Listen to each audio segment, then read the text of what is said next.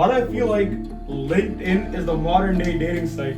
Given to you on a silver platter for these retarded women, bro. A lot of people from his background or my background, they love to act black. I guess who's herding the header? I guess who's herding the sheep? It's a girl. Exactly. One being the sacrificial lamb. Let's move on to the next topic, of course. Racial expat. Racial expats.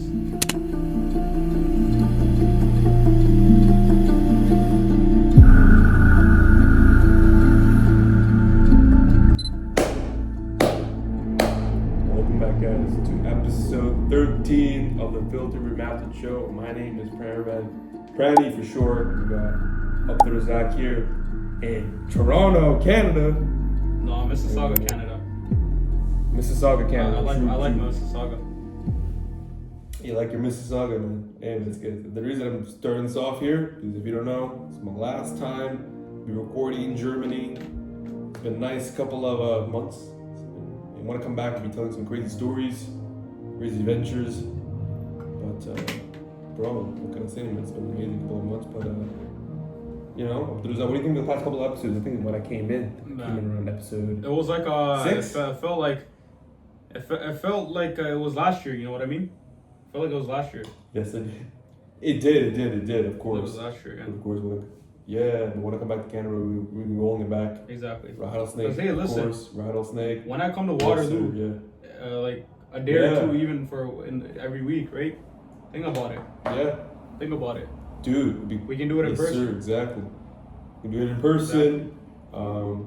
Obviously, we got some exciting plans for season 2. I think Abdul Zach here has a couple of people he wanted to bring on. I think that's the next step to the podcast, bringing in different perspectives other than our own, and moving forward from there, becoming more and more unfiltered as we go. But let's go straight into the 2 topics for the day, Abdul Zach. You want to talk about? Sure, why not? It's your turn. So we reverse roles today this time. You know what I'm saying? Reverse roles today. Why not? Exactly. Yeah.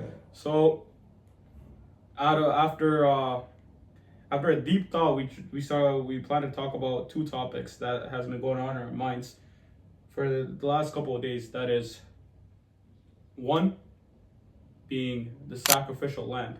Now, what do we mean by sacrificial lamb? I know previous couple of episodes, I'm not sure which exact one, we did talk about how there's gonna be a pandemic of single mothers. No, sorry, can't even say mothers, man. That's disrespectful. Sorry, single retarded women. Right? And for them, there is the sacrificial lamb, which are, I remember Hamza Ahmed said something on one of his videos. He made a statement saying, the good guys. So the good guys, they're going to be the sacrificial lamb.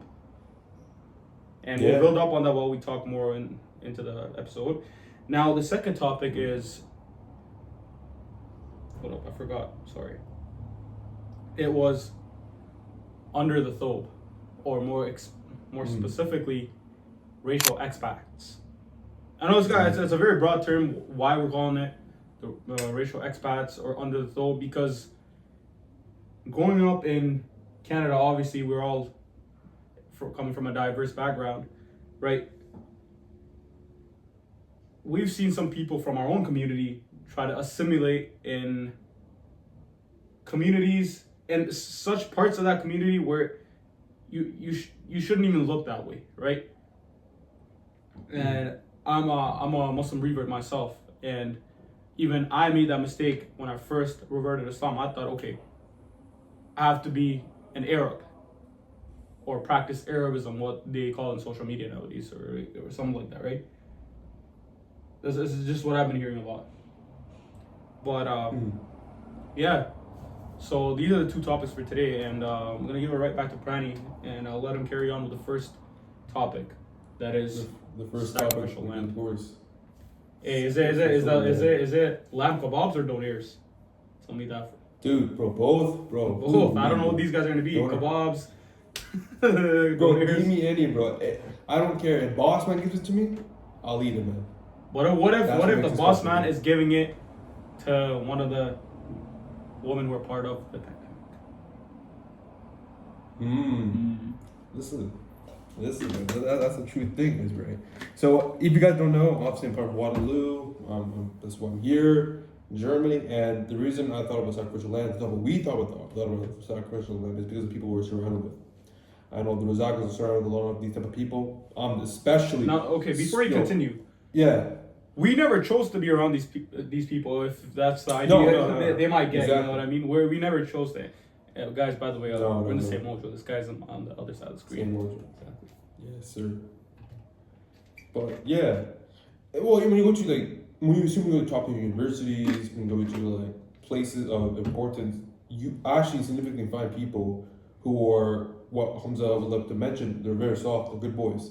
They play by the rules, right? And when they play by the rules, they're too clean. They're too clean, and that itself elevates their ego. That elevates their own arrogance in a sort of way that we wouldn't expect it. Another topic I'll talk about in the future is different types of egos, and their type of ego is in a way that they believe because they're good, they'll get what they want, and that's what their parents have taught them: be a good boy, be a good person, play by the rules, be clean, have a clean slate, right? Abide by the laws, and you get what you want. And these parents that don't know is that, what rules are you playing by? Are you playing by the government's rules? Are you playing by some pedo's rules? Or are you playing by God's rules? So it's what rules you're going to follow by. And the majority of these students, I like to call them, they're following university's rules. They're following government rules. And because of that, they have this egoistic, perspective that they're great. I know that because I try to make, I try to make good colleagues in the first 2 years in Waterloo, and I failed miserably because people have this ego. Same here, right? I have a couple of Americans and a couple of Canadians. The Canadians are straight up, they're weird. They're very weird. I'll talk the details in the season finale, maybe the next episode, but they're very, very weird. Disgustingly weird. It's because they have this ego. So when you're talking about when you're with another woman, right? They would think, I'm a good boy, she wouldn't cheat on me, she wouldn't want to go with another man. I'm a 4.0 GPA. I'm at the University of Toronto. I have an internship in Amazon. She wouldn't cheat on me. I'm a good boy. Sorry, right there. Sorry. Yeah. I just thought about this. We can even make a whole episode about this.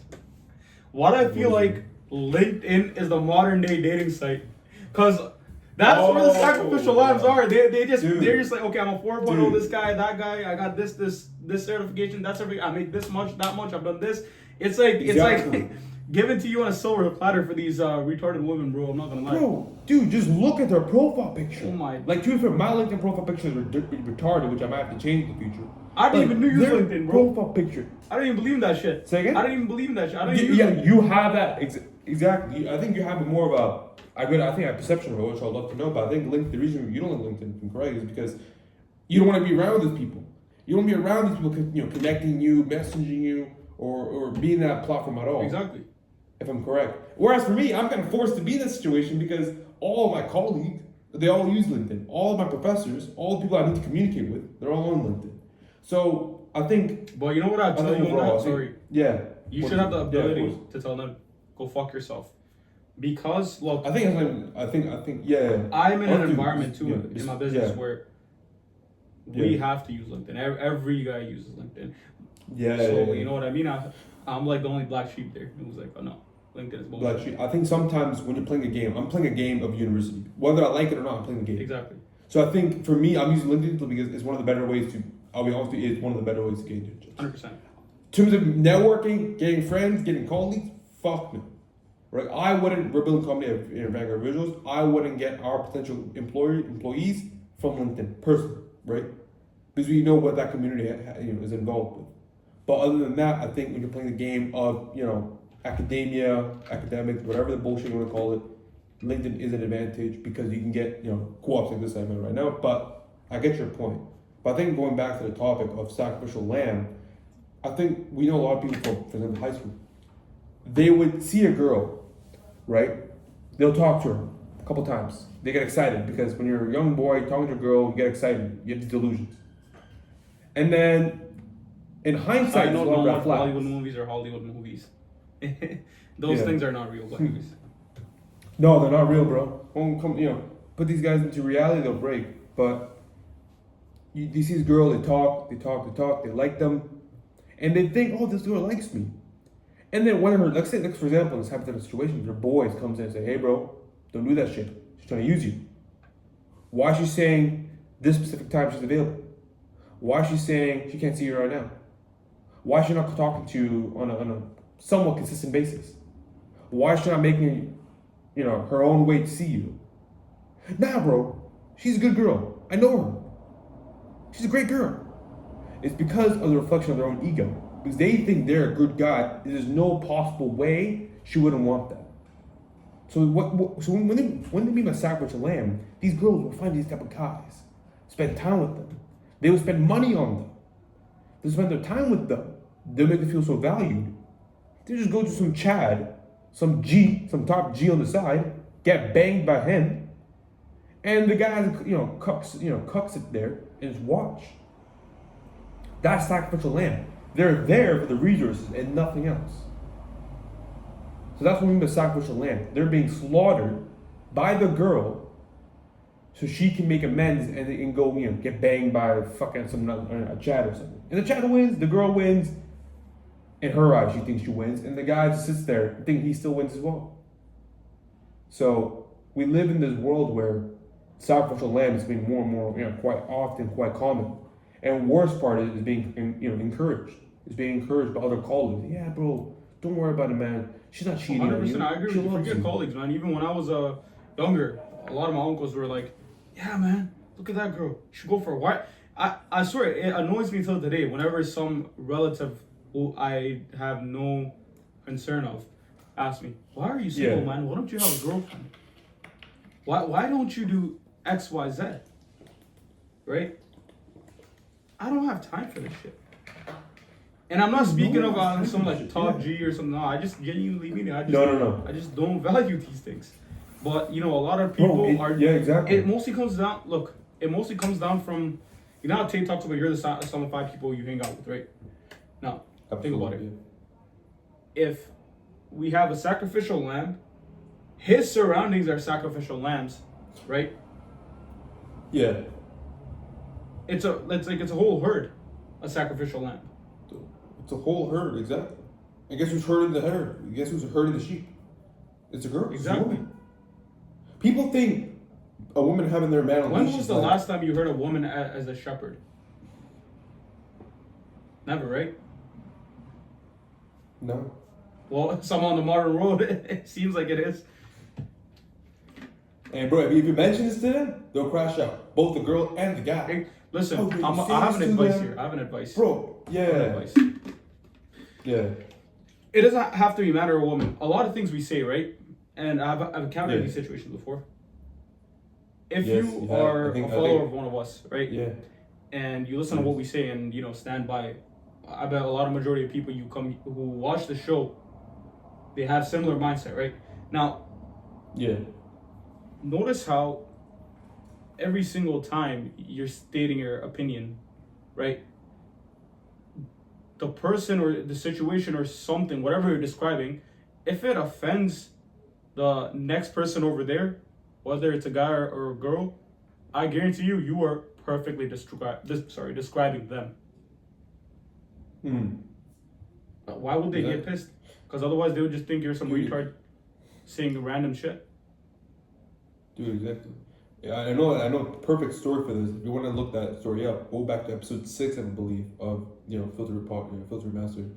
It's a perfect story of the dude that told us that would perfectly encapsulate what we're saying here for this topic. But other than that, let's move on to the next topic of course. Racial expat. Racial expats. Now, yes. Here's the apology, right? Now, we were brought up in such environments where, listen, I've been a victim to it, right? I'm sure a lot of people around me have been a victim to it. Because we were young, we were immature. We didn't understand the right and wrongs, right? Now, once you have the understanding, what are you going to do? Or is there a point somebody's going to understand? Because I've seen a lot older people do it, right? A lot of people from his background or my background, they love to act black. Now, what do I mean by acting black? Do I mean like the ones that come from Nigeria who are family oriented, you know, well mannered, disciplined, right, cultured? No, we're talking about the ones they see over here. How Yeah. they think they're some tough guy, right? Selling drugs, rap music, all the other bullshit. Yeah. Why though? Is it validations? Is it social acceptance? Like, what is it? Bro, absolutely. I'm gonna go rant here, but my own Tamil community. I'm not some G in the Tamil community, bro. Neither am I, bro. No, Exactly. exactly. We haven't done exactly. My mom is working, my dad's working. You know, I haven't done shit. We have so much to do. But I'm only saying this because I know my people who have fought for the war in Sri Lanka or my ancestors will be almost. They wouldn't believe it. They'll probably faint on the floor. You know, like if you know the guy who says, "Why are you gay?" Exactly. I would collapse. That guy with the meme. You know what says one time, what if someone's gay? He said, "I will collapse." Mm-hmm. Have you seen the meme? I will collapse, bro. They will collapse. Because I see a lot of the community, they have this trend of putting, doing black hair, putting braids in. I don't know what you call it. I don't know, dreadlocks? I don't Is that even the know, correct man. term? You gotta go ask them. I don't even know. But like they're making the hair look like black. They're giving curls, and again, who am I to ask? At the same time, you're by blood, right? Me, we both have the same community, same ancestry. That's not how we put our hair together, bro.